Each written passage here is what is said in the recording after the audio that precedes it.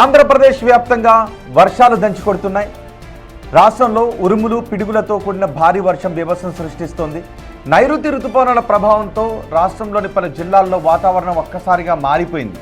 శ్రీకాకుళం, విశాఖ, ఉమ్మడి కృష్ణా జిల్లాల్లో ఎడతెరిపి లేని భారీ వర్షం కురిసింది.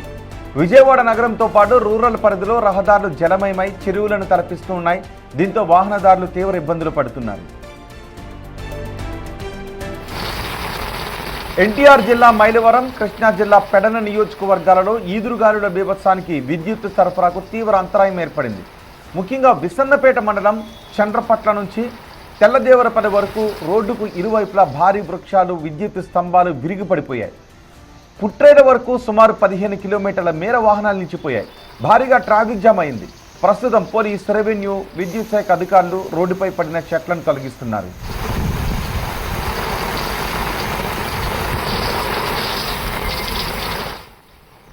మరోవైపు ఎన్టీఆర్ జిల్లా నందిగామ నియోజకవర్గంలోని చందర్లపాడు, వీరులపాడు, కంచర్ల మండలాల్లో, అలాగే పల్నాడు జిల్లా చిలకలూరిపేటలోనూ అర్ధరాత్రి ఈదురుగాలులతో కూడిన తేలికపాటి నుంచి ఓ మోస్తరు వర్షం కురిసింది. గత కొన్ని రోజులుగా తీవ్రమైన ఎండలు, ఉక్కపోతలతో అల్లాడిపోతున్న ప్రజలకు, వ్యాపారస్తులకు ఈ చల్లటి వాతావరణం ఊరటనిచ్చింది. రాబోయే 5 రోజుల పాటు ఆంధ్రప్రదేశ్, తెలంగాణ రాష్ట్రాలలో విస్తారంగా వర్షాలు కురిసే అవకాశం ఉందని వాతావరణ శాఖ హెచ్చరించింది.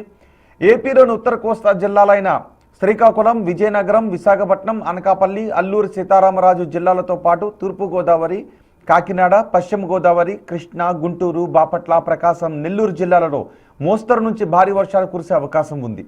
తీర ప్రాంతాలలో ఉరుములు, మెరుపులతో కూడిన జల్లులు పడే అవకాశం ఉన్నందున మత్స్యకారులు సముద్రంలోకి వెళ్లొద్దు అని అధికారులు హెచ్చరికలు జారీ చేశారు. ప్రజలు అత్యవసర పరిస్థితుల్లో మాత్రమే బయటకు రావాలని సూచించారు. అలాగే తెలంగాణలోనూ గంటకు 40 నుంచి 50 కిలోమీటర్ల వేగంతో గాలులు వీస్తూ పలు జిల్లాలలో తేలికపాటి నుంచి మోస్తరు వర్షాలు కురుస్తాయని వాతావరణ శాఖ స్పష్టం చేసింది.